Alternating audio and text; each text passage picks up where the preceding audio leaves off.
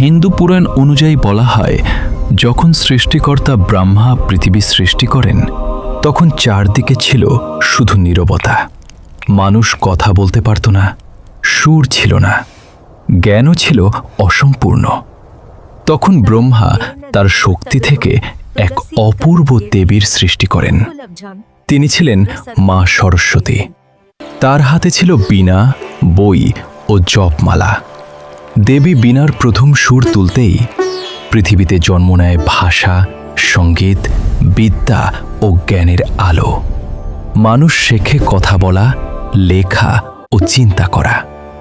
এরপর থেকেই মা সরস্বতী বিদ্যার দেবী নামে পরিচিত হন।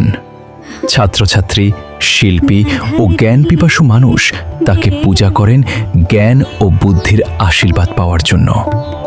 বসন্ত পঞ্চমীর দিন বিশেষভাবে দেবী সরস্বতী পূজা করা হয়, কারণ এই দিনকে বিদ্যা ও সংস্কৃতির শুভ সূচনা হিসেবে মানা হয়।